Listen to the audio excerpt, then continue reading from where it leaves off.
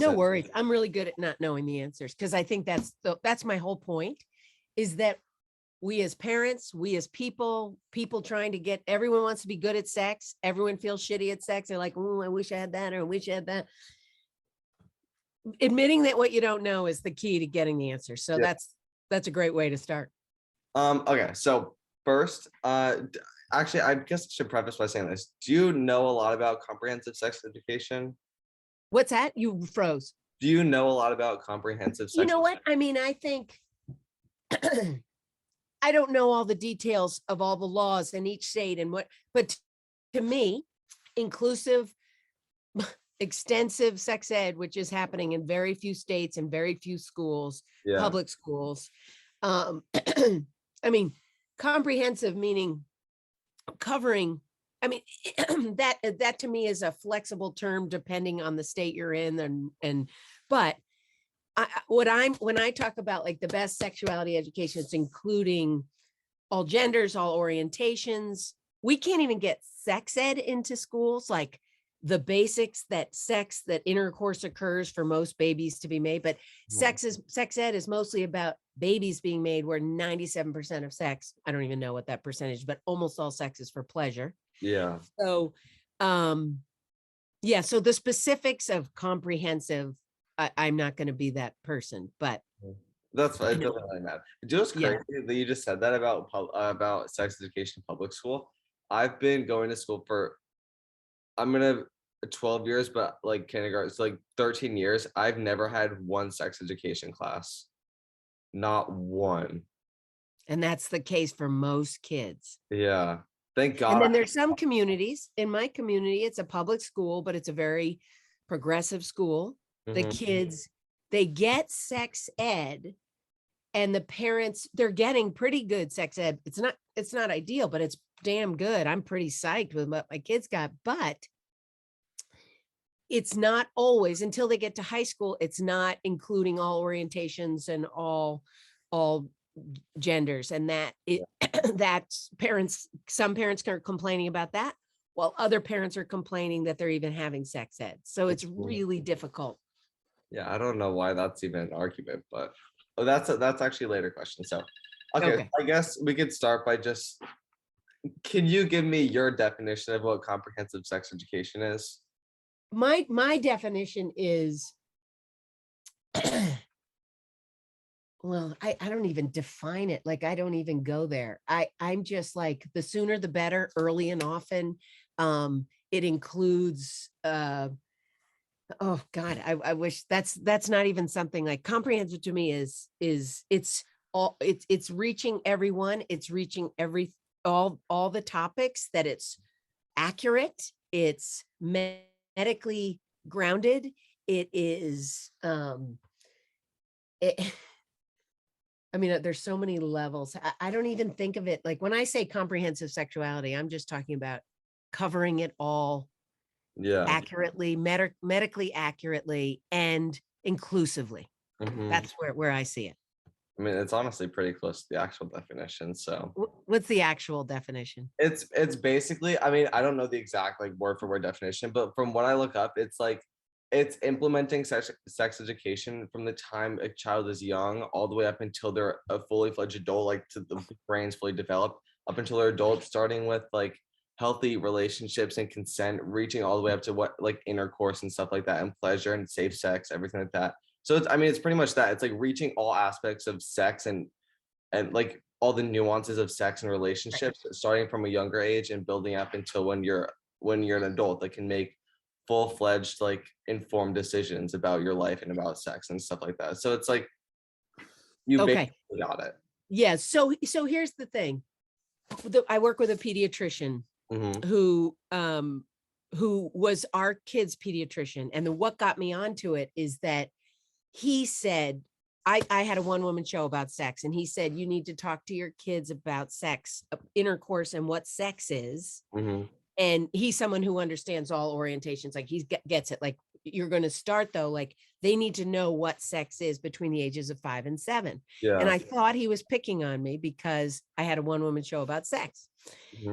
So then I asked everyone else, my friends who use this doctor, and they said, yeah, he told me, but I'm going to wait till 5th grade. And he said, look, here's the deal. The newest research is your kid's going to get on the internet. Your kid's going to have a friend who has access to the internet, or they're going to learn it at recess or on the bus. So the preemptive strike. So really starting at 3 years old, this is what I see. 3 years old, you have the correct terms, you have boundaries, which is consent, like that. You need to respect boundaries. Yeah. And then when they're 4 years old, you need to, and you use accurate terms: vagina, vulva, testicles, penis. And then at 4 years old, they're getting older, then you really need to, be more explicit about, masturbation. It feels good. That's fine. But you do it in private, and it's something you do. And you have to be, my biggest complaint with parents still is if a boy puts his hand in his diaper, mothers and fathers are like, he's just a guy. Look at him. Oh my God, he's just like his dad. And any girl who puts her hand, the girl gets scolded. And really, female pleasure is hard to figure out in itself. And I can't believe how there's so much scolding of girls still. And that I say to parents, but with toddlers, you have to be consistent. And so very early, and then between 5 and 7, you talk to them about sex. And if it doesn't come up, you actively find a place. And parents have all these excuses. My kid's not interested. They haven't asked questions. You don't wait for questions. You go for it. So between 5 and 7, that's a preemptive strike. So I did this with my kids, and how it has paid off. And I believe once they start hearing you saying these words and talking about these concepts, they get used to you tenderize them before they have crushes, before they're masturbating, or maybe not before they're masturbating, but it's tenderizing, getting them used to hearing you say these words. Yeah. And then between 8 and 11, you reinforce those concepts. All kids have parents with 2 moms, 2 dads. I mean, our kids were in 1st grade and they had a kid whose mom got a donor from California, came in an igloo. They understood that concept. And I think parents are like, they're too young.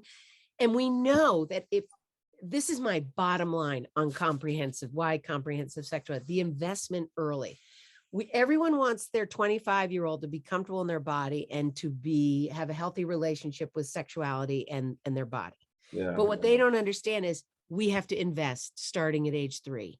And when you layer, and there's only about 20% retention for children, when you layer these things that we know, the research has been clear for almost 2 decades, that kids who get really, whatever you want to call it, sex education that's accurate, that covers everything, they make healthier choices. They have sex later. They have clearer boundaries.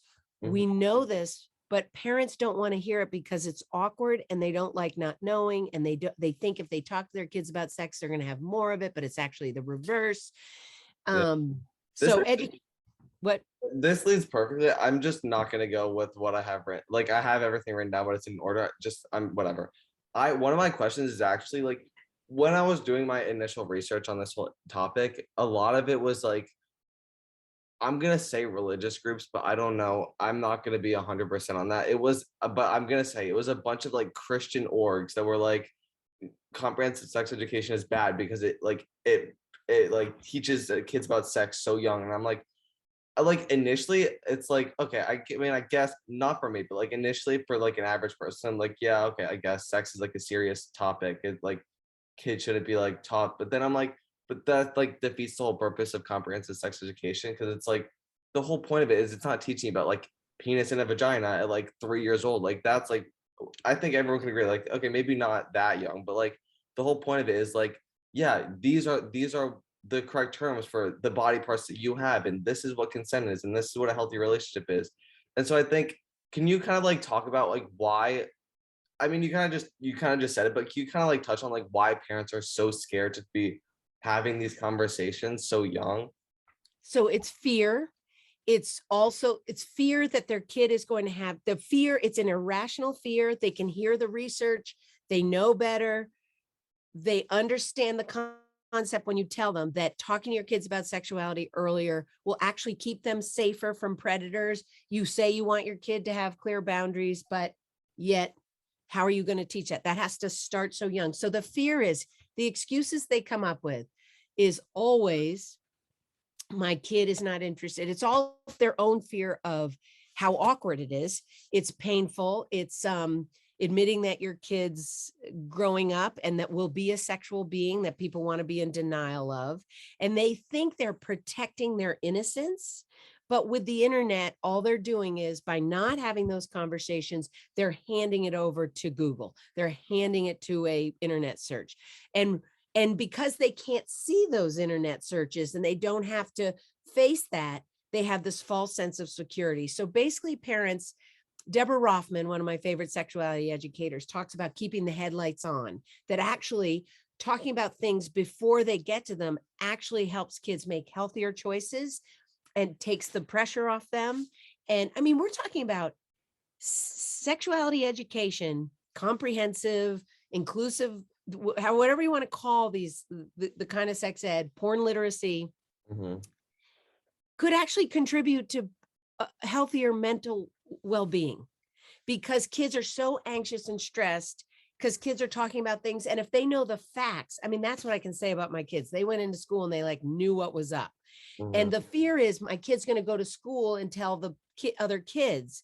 Kids are like embarrassed. You guys were embarrassed. My kids were embarrassed when they were younger. Like, our moms are talking about all this stuff. Like, we're not like going to school like, yeah, my mom's talking about porn. My mom's interviewing a porn star. You're not. You're like, shit, like, and Uh-huh. as you get older, you start to appreciate that your mom has Oh that courage. God, But when you're a so much. kid, you're not in school like, yeah, the clitoris is here. Like, my kids are not, it's like crazy. So I think when parents, they don't like not knowing. This is another problem, is that educated parents who feel like they have been so capable in their life as a student, in their job, and they feel like, I am capable.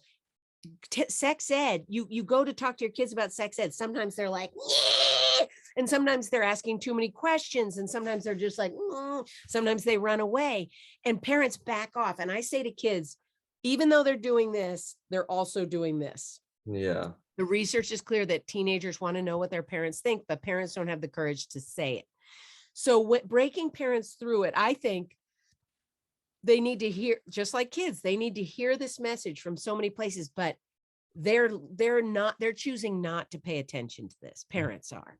And the awkwardness, the fear of not knowing, the fear that if I talk to my kids about that, they're going to look at porn. If I talk to my kids about sex, they're going to want to have sex. And we have to break that cycle. So really, I think sex ed needs to happen, but parents are the primary sexuality educators. And so we can't depend on schools, because you can never please parents, because there's so many different kinds of parents. Parents need to do this. And the parents who don't, there's also great programs like Our Whole Lives. OWL program is phenomenal. The kids I know in Those our, are those like places or organizations that are currently kind of teaching about comprehensive sex education? they have a whole program that's online, that so in a community like 2 towns away, there's a minister, 2 ministers who teach it, and you sign your kids up, and the parents have some involvement, but it's really these kids are the ones who go into their schools. Like, they start it in like 5th grade, there's like 5th, 6th, 7th, 8th, they can start it younger. And the kids who get this is great sex ed, and they're updating it. It's been around for decades. Mhm. Those kids understand pleasure, boundaries. They're educating their peers. And the parents get kind of dragged along, but it can be, I've heard of a nurse midwife who ran it. I heard, like, there's great teachers of sex ed, and they're not trained in sex ed, but they do this program and the training to prepare to teach it. Yeah. And it's just having and the key is having conversations early and often. That's another Deborah Rothman thing. Mhm. Conversations early and often, and you're investing and you're layering, and everything you contribute early will lead to the ultimate goal of a healthy relationship with sexuality. Yeah. Okay. So, like, you kind of actually, I just have to say, like, I'm so thankful for my mom, and honestly, like, people like you, because it's like people don't realize it, but like having like good sex education is so pivotal in like growing up. Like, I'm not even just like it's like sex, whatever. But it's like honestly, like like being, I mean, I guess my mom kind of started late because she didn't do her whole like porn thing until I was in like, she started in like You eighth, were in eighth grade, like eighth seventh grade? grade, yeah. Yeah. And so, but like even though like it might have been like started like late, like I'm still so thankful for it because I know so much, and it's like it has honestly helped me so much, and so it's like it's amazing because really people don't think it's like that big of a deal, but it is. So it's like amazing. That's why I'm so interested in this topic because it's like it's so pivotal in growing up, especially as a teenager when you're kind of introduced into like I guess, yeah, like when the world kind of like presents you with sex and it's like it starts to become like a real thing rather than like a foreign thing. I don't know, it's just I'm just so thankful for like to have that. But anyway, one of the things you kind of touched on, You were lucky. I know, thank God for Yeah. my, And but your friends are lucky because you leak it to your friends and your mom leaks it to your friends. yeah. I think all my friends have seen my mom's TED talk, so Yeah, great. there's that. But one of the things you touched on is porn. Can you kind of, and I know I don't know how much, I mean, I'm assuming you know quite a bit about porn, but can you kind of touch on how porn and like different like entertainment outlets, kind of like music, like like the bad music, like the misogynistic music. Can you kind of touch on how porn and that kind of music or those movies and television kind of teaches our kids or teaches kids about sex and how it negatively teaches kids about sex?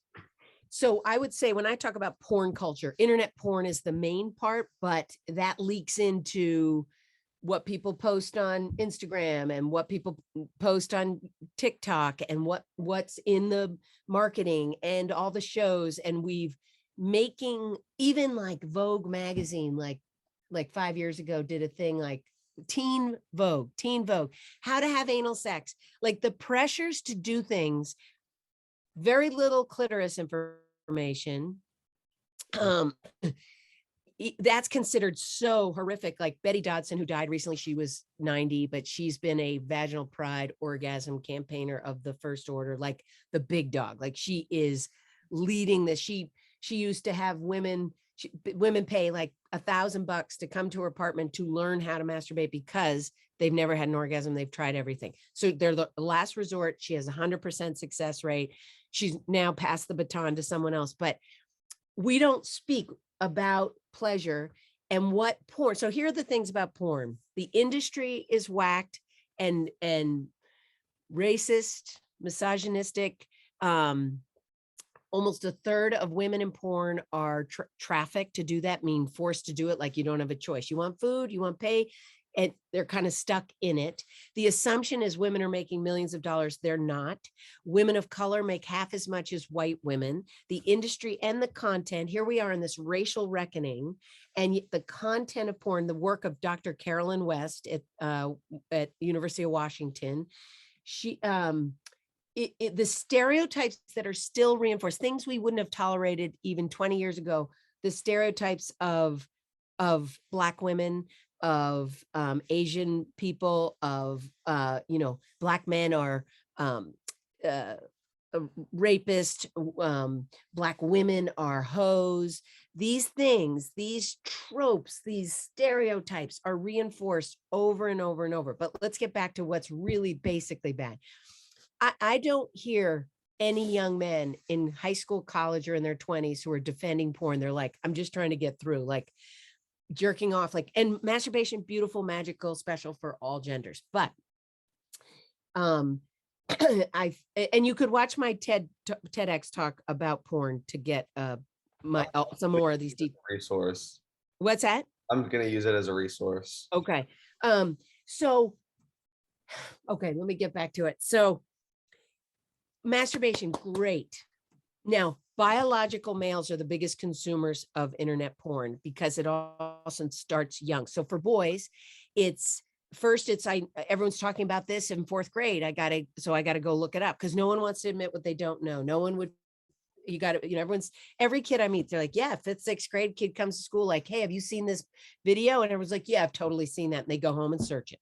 And once you search it, obviously, even if puberty hasn't started, every gender, regardless of your gender, the brain responds to naked people on a screen. And certainly you're here, I'm all over the map here, but I just want to say, you're hearing reports that girls and women are watching porn as much as men. Very misleading. the number of people who have seen porn versus those who use it habitually 3 times a week, Mhm. twice a day, multiple times a day, that is sharply different between women and men. Women reach their sexual peak in their 30s. Teenage boy, so you're a little boy, you're trying to get information, you're curious about sex. So and then all of a sudden it becomes a relation, obviously, like once you're masturbating, um, for a while you're like, this gets me off, but then you need more because porn is not like a drug. A drug, you need more of the, I mean, you need variety of porn. Mhm. So what got you off here would not, and everyone's like, what about the good porn? And it's like, fuck this idea of good porn. For a minute, you might be watching feminist porn that's, you're going to need to escalate to something more. So porn is training.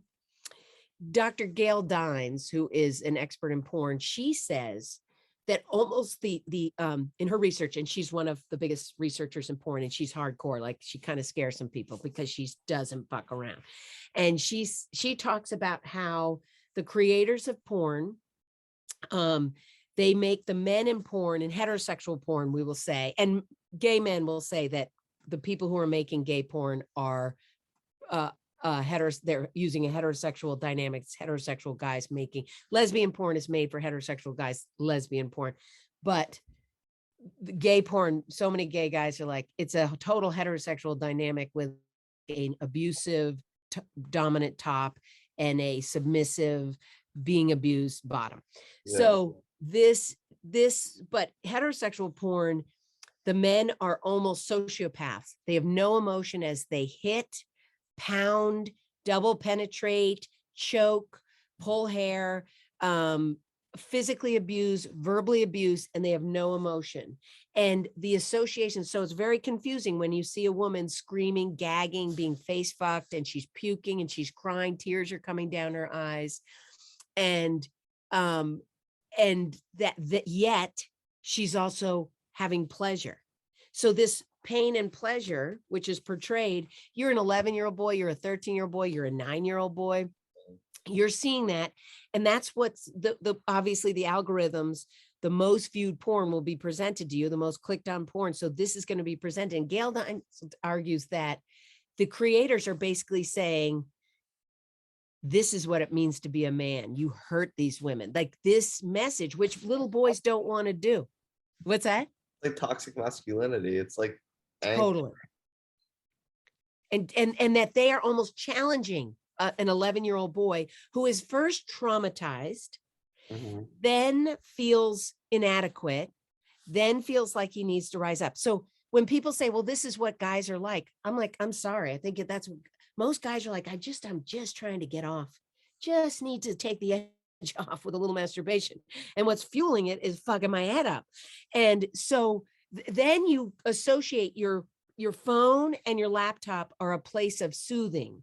So when you masturbate to porn, it's and I don't talk a lot about addiction because boys don't think they're addicted. They think it's just a habit and they're just doing it a little bit, but it's a place you go back to soothe yourself. So kids who are under the age of 26, it takes 4 or 5 months of absolutely being away from porn in order to clear the images and get back to their own neural pathways and what stimulates you. So it takes if your brain's developed, it takes 1 or 2 months. What's that? That long?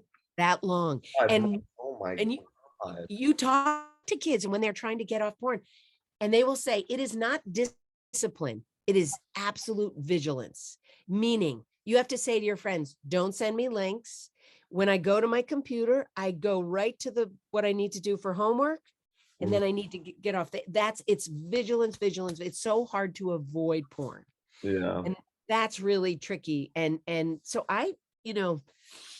and just the messages, the abuse, the most common porn, sexual assault and physical abuse are absolutely common. They're absolutely the most common things you see, which is very confusing. It's skewing their expectations of how bodies look, how they respond, what provides pleasure. And so we don't, and there's another thing. in comprehensive sexuality education, teach about female pleasure. You know, when they teach sex ed and they're so proud of themselves, they talk about periods and the cervix and the uterus and birth and periods, and you get some deodorant, some tampons, and off you go. And like a fifth grade boy can tell you about the vas deferens. I'm like, Jesus, my kid's like pulling out every detail about how the erection works and how ejaculation works. And because it's about reproduction. And but we don't talk about female pleasure, and that's never going to happen in a public school. I don't even, and some of my friends are spending their energy trying to make schools do that. I'm like, no, teach parents. They need to do that. So So you just yeah. touched on two things that I kind of want to talk about. So first, I wish could be quick, is how is like our current sex ed? Like what is our current sex ed consist of? Because I like I said, I have no idea. Like I couldn't even tell you because I've never had it. Okay, it's varies from school to school, state to state, all based on, and 35 states don't even require, I don't even know that number. You can look it up. Mhm. They don't require it. I don't even spend my time on school sex ed because you're just totally lucky if you're getting any of it. Yeah, so it's So basically just like if you're lucky, you learn what an erection is. yeah, fifth grade, you learn about erections, ejaculation, how babies are made. And then there are like in our school, it's darn good. We have these great sex educators who are pretty fearless, who do porn literacy and start in the seventh, like they get fifth grade, but they start talking about sexting. And this is the thing. Middle school kids are sexting, sending dick pics, nudes, Oh, sending these bad. things. Will I you have suck so my many dick? questions about that. Yeah. Yeah, so younger and younger kids who haven't had sex ed. And so parents who avoided it, and they're just crossing their fingers, putting their head in the sand, hoping for the best. And Mhm. guess what happens when the school calls and says your son has been passing around a nude picture? The parents take it out on the school. Well, you haven't done sex ed. This is not our fault. And like they'll blame phones, they'll blame the tolerance of phones. So middle schools are really in a pickle right now because they've got kids who are super anxious. There's all this abuse, harassment going on through texting, through Snapchat, through group chats. And it's all not visible to the teachers or the parents.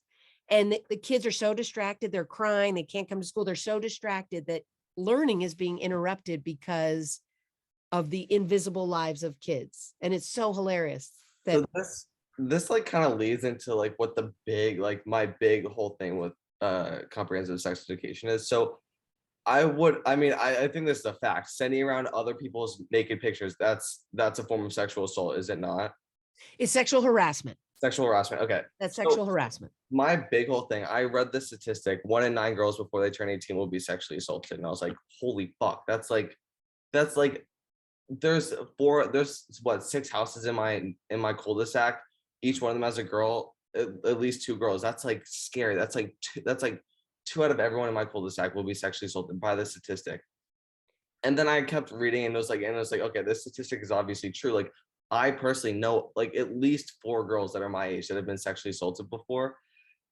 And so my whole thing was, okay, well, if we have comprehensive sex education, we start teaching kids from such a young age about what consent is and healthy relationships is and what sex is all like really is, then it potentially would decrease the number of sexual assaults before the age of 18. I was like, okay, well, I'm not a doctor or I'm not a whatever. Pretty basic.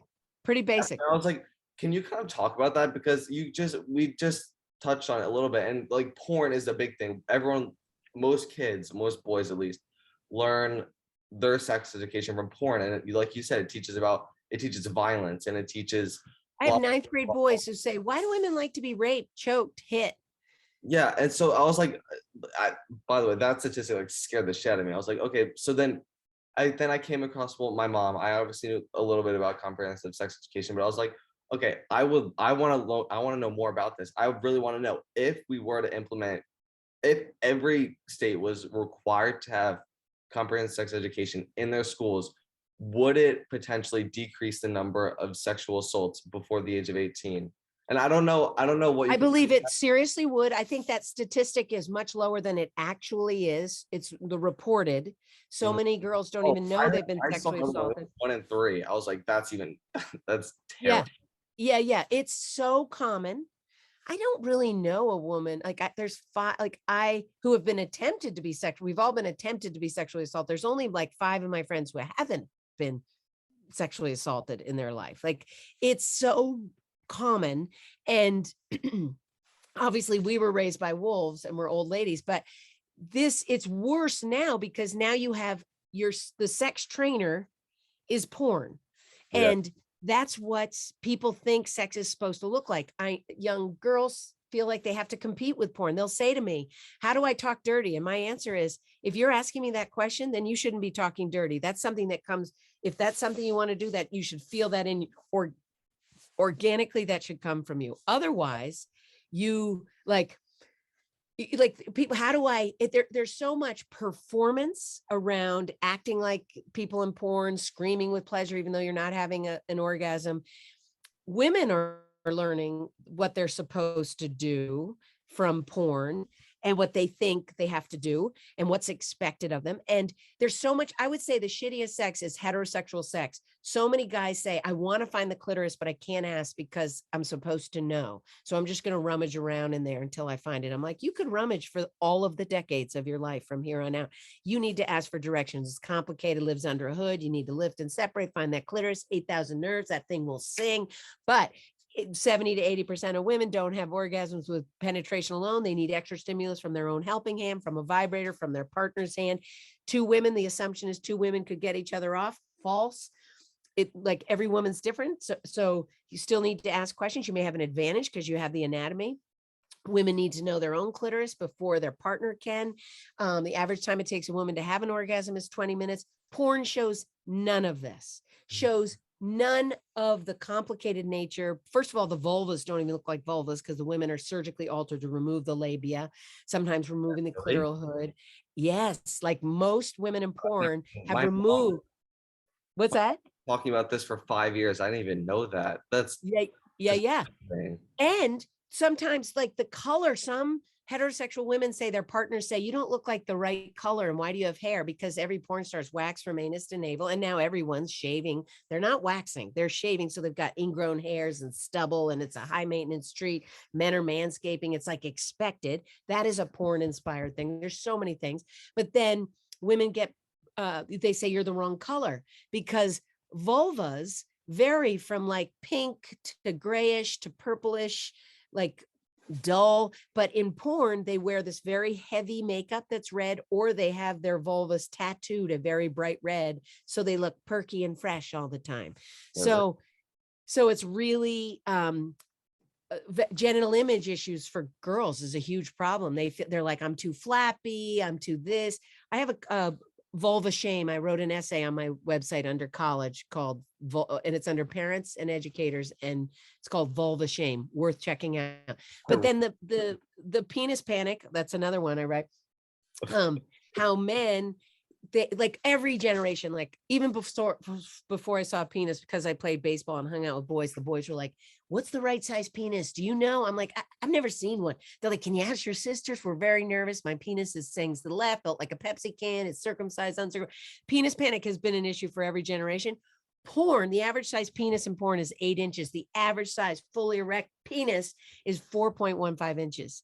And when I say that, some studies say 4.5. And I had a sophomore in high school be like, excuse me, I was looking at a study last night. It said 4.15. I'm like, get your laptop out. And every boy in the room was like, oh, and he gets his laptop out. I'm like, and he goes, 4.15. He goes, every boy's like, yeah, feeling.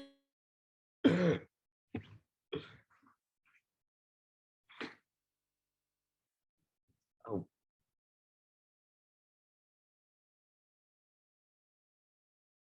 hello.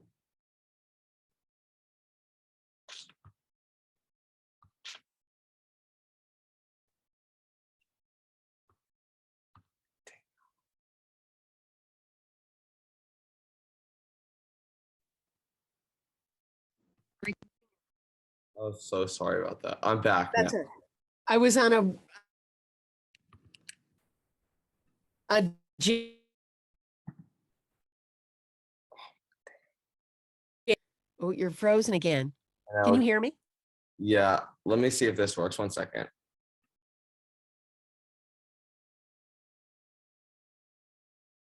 Hello.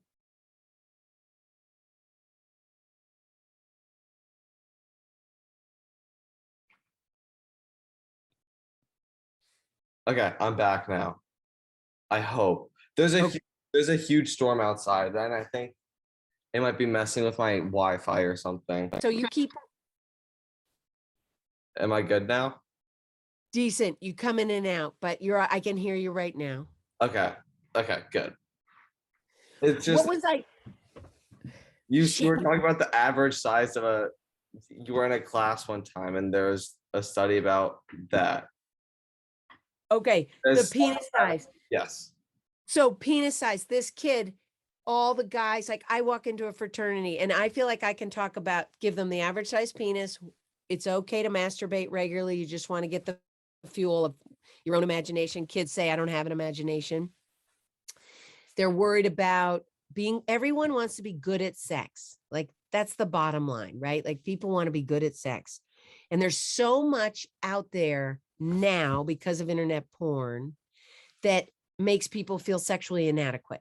Yeah. So that's why they need the right information. And the thing is, I'm not going to spend my energy trying to get this thing is moving too quickly to wait for schools to get this sorted. Mm-hmm. Schools are not going to solve this. This is moving so quickly. Parents have to get on board and engage things like Our Whole Lives or Planned Parenthood, sex education. There's so much good information out there. My friend just wrote a new book, Andrea Brand, Stop Sweating and Start Talking, because parents are so anxious, and how to make sex chats with your kids easier than you think. Deborah Rothman has great stuff. This is great stuff. There's so many great resources, but parents are overwhelmed and are just more interested in getting their kid into an Ivy League school than they are having them have a healthy experience when they get there. So I think parents are caught into image. They're overwhelmed by what's in the news. Like great things come out in the news, but it's not reaching parents because there's too much that's out there. And so people put sex ed because it's awkward. And then once your kid's a teenager, your kid's like, really like, don't come near me. But I say to parents, if your kid's 18 and about to go to college, start now and say, hey, I screwed up. And I say to parents, here's how you do it. You say, oh, you want to borrow the car? Then you're going to have to watch this TED Talk with me. Oh, you want to go, oh, you want your phone? Oh, I pay your monthly fee? Okay. Oh, you're on my plan?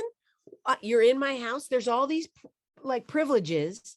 And with those privileges come responsibilities. And if you're going to have a phone, my kids do pay their monthly, but they're on my program, on my plan.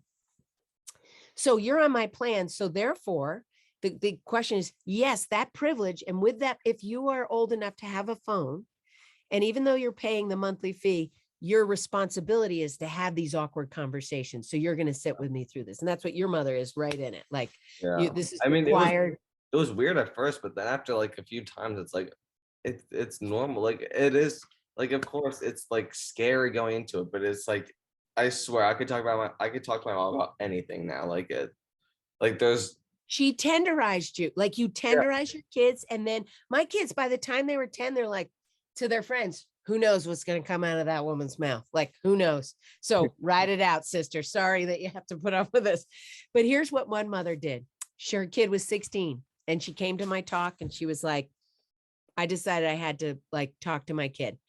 And so she said to her kid, here's the deal. Once a week, we're going to sit for 5 minutes. You're going to set the timer on your phone. We're going to sit on the couch facing out. I'm going to tell you all the things you need to know that I didn't tell you. It's going to be awkward. It's going to be painful. When the timer goes off, I have to stop talking. I cannot keep going. You can ask a question, but the timer goes off. We're done. The first 3 times that kid bolted when the timer went off. The 4th time, he's like, hey, I've got a question. You said something. And then it's what you said. At first, it's weird. And then you get used to it. And I don't think parents have the resilience. They're so scared of their kids not liking them or not thinking they're cool.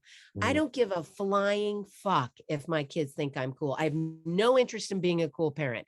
In fact, I actually actively make sure I'm the least cool parent. I will, and they're just like, keeps them on edge. They're like, ho, ho. And now they're 20, 22, and 24. And they're like, yep, we're going to talk about the clitoris when she comes to our apartment. You know, my 24-year-old is like, she will give you, they're just used to it. Yeah. And it's a gift that has paid off. My kids are, and the daughter was the whole time she was like this. And then one of her friends said something incorrect in 8th grade. And she's like, no, no, no. I didn't think she was listening. I thought she was just like, ba. It turned out she heard everything. She locked it in and she corrected her friends. That's not what a douchebag is. No, this is how the clitoris works. And orgasms work this way. And there 8,000 nerves on the clitoris. Like she retained it all, even though she was always like this during the conversation. Yeah. And I think my kids, even though I'm comfortable, each of my kids, I'd get to in these talks, sometimes I'd say something and they would ask questions after a while. And then sometimes the questions were like so rattling for me. Nothing really rattles me. And it'd be like, what? Like, when's the last time you had sex? Fuck. And fortunately, my husband was like, there are some things that parents have called privacy. And I was like, oh yeah, thanks. Luckily he's here because I'm not a very private person, like almost answered the question. And he doesn't, he's 6 years old. He doesn't need that. He's sitting there. And like each one of them asked a question. Like Sadie said, well, what? Oh, we were talking about this book. It's Perfectly Normal. Love these books. It's perfectly normal. It's not about the stork. And I was talking about, there's different positions people are in. Something came up about a question about positions, how people have sex. And I said, well, and she said, oh, like in this book. So she whips the book open, comes to the page where there's these cartoon pictures of people in all these different positions having jolly sex. And she goes, what position were you in when you made us? I was like, like, and I'm comfortable. And so I think the average parent is like, I cannot go there. Mm-hmm. And it's fear. It's fear that your kid's gonna have sex. That's the fear. And I'm like, well, let's say eventually your kid's gonna have sex. If they are informed, it will be better, consensual, And safe. safer. They will understand safer sex and not get STIs. They'll understand contraception if it's a heterosexual encounter. Mm-hmm. Informed kids make better choices. In Dutch kids get sex ed starting in 5th grade. And that was so impressive that people around the world were going to implement it, but parents won't allow it. In school, they get this comprehensive. Kids in Holland like have sex later, lower pregnancy rate of teens, respect and consent are a given. Like boys are like, who would make a girl get her drunk to have sex? Sober sex. Like that is I think the biggest issue, like when it comes, I think that's why the sexual assault rate is so high because, and I mean, I don't really know how to go about this without being like, it's like, I'm going to start by saying it's an awful thing, but it's like, they really just don't know. Like they don't know when a girl is passed out on a bed and like she's wet. I'm gonna say that, and like she's wet. That like that doesn't mean she's consenting. She wants to have sex. That's just a bodily function. Like people don't know that. They just think, oh, she's wet, so that means I can have sex with her. Right. And like if she's like so drunk, she's slurring her words and she doesn't know where she is. She can't give true consent. And like guys really don't know that. Like, But everyone can define. But it's I not think at all. they understand consent when they're sober on Tuesday afternoon in class at 1 p.m. Yeah. Everyone can recite what consent is. The problem is applying that understanding under the influence of optimistic arousal, alcohol and drugs, pressure from your friends, expectations from your peers that you're going to get some numbers, you're going to get it done. And when that pressure's on, you let boundaries down more, you drink more, you push boundaries more. And alcohol is that is the way people coerce. Physical restraint, drugs and alcohol. I mean, and it's just and coercion, turning a no into a yes. So you just said something about being wet. So people say men can't be sexually assaulted when they're drunk. I happen to have interviewed many young men and adult men who talk about that they did get an erection because even when you're drunk, your body responds, and it's called non-concordance. Mhm. So the number of boys who have been violated when they're young, or and that's another thing that we haven't talked about is how many boys as teenagers, young teens, or little boys have been inappropriately touched by older men, older teens, or someone their age, I think it's often 1 in looking. 20. I mean, What's this that? statistic, the No, original it's 1 out of 10. It's one one, out of 10. But I heard Brene Brown say, then I heard it was 1 out of 6. The statistics are changing. I talk to guys all the time. They're like, I have not reported this. I will never report this. I was jerking off to porn and it just got going. And with my friend when we were 12, and then we touched each other because you're in a context of arousal yeah, and you're watching this. And then you say, even if you don't like it, if someone reached over and touched you, and if you didn't like it emotionally, but your body, you get an erection or you get off, a boy says, I can't report that. Or a woman says, I was lubricated. So the non-concordance is our brain is like, no, I'm violated, or you're passed body out, says differently because but our the body bodies says respond to stimulus. yeah. Heard of women having their first orgasm, can't have an orgasm, can't figure it out. And then they were sexually assaulted and had an orgasm. How confusing is that? Yeah. Like, okay, then I must have liked it. But no, when you're tensing and resisting, that can trigger an orgasm. The clitoris in the doing a Kegel of resistance can add to the clitoris responding. So It's so sad. Like it's like that. Like I mean, this whole interview we kind of touched on my final question, but it's like, why is sex education so important for kids? And I think, I mean, the whole interview answered that question, but like, just as like a final statement, you just kind of like say why. kids who receive comprehensive, accurate sexuality education make healthier choices as teenagers and as adults. They have clearer boundaries. They choose carefully because they know they make safer choices around contraception and preventing STIs. They have clearer boundaries. They understand the language of boundaries. They understand that they feel like they have a right to say no. If they understand pleasure, they understand that they deserve to have pleasure, that they don't need to fake orgasms or forego them for women or for men. They know how to please a partner. If they have a male partner, they understand how the body works and how things work. Like, not all gay men like anal sex, but they don't get a good education on how to have that. And a whole lot of women don't enjoy anal sex or are indifferent, but have it because they think it's supposed to be on the menu. So all these things, if you get an education, it's not encouraging you, it's making it safer and healthier, more consensual, and more pleasurable. Mhm. That's my bottom line. Well, that's all I had. Thank you so much. Thank you for your time.